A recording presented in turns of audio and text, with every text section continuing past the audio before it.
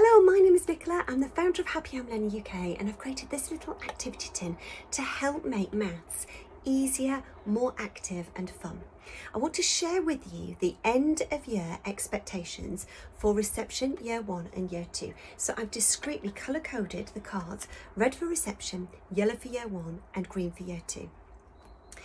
This product is designed to help you understand those expectations so you can offer appropriate challenge, which is so important for your child's enjoyment of maths, for their confidence, their self-esteem and their independence. Now, the activity tin is supplied with these 4 translucent dice, which also help to make learning novel because we don't have these kinds of dice in school. So the feedback I get from schools is that the dice are really appealing. I recommend, if you're trying to encourage your child to participate in a maths activity, that actually what you do is you don't describe this as maths at all. Avoid sitting at the table with it and talking about doing a little bit of homework or doing a little bit of maths learning. What you can do is simply leave it out for them to discover. Leave the dice available, or simply allow your child to discover you playing through with some of the activities at home. A further top tip I would recommend to help you get the most out of the activity tin is to allow your child, when they first receive it, to have lots of opportunity simply to play with the dice. Another way that you can motivate your child to engage in maths learning is to catch them when they're in the mood for learning, when they're not overly tired. You know when they might be receptive to doing a particular activity. So storing this activity tin in a place where you can whip it out quickly for 5 minutes of reinforcement will be helpful. Perhaps in a glove compartment, a cutlery drawer, in your bag.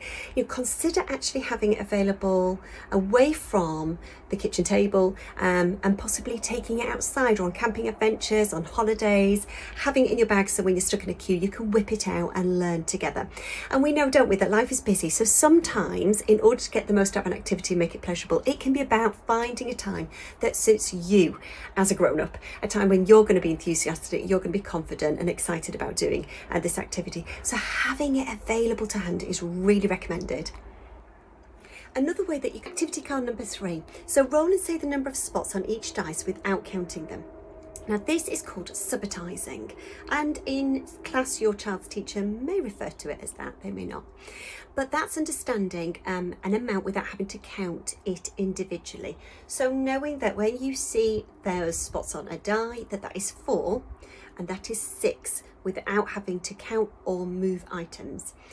What I recommend you do is next time you go for a walk, think of how many ways you can notice 3. Look at the 3 on the die and then see if you can find a cluster of 3 leaves or 3 sticks together or 3 stones, a cluster of 3 clouds. Maybe over dinner time, can you find a bunch of 3 grapes or 3 cherry tomatoes? Where can you spot 3? And leave them with that challenge.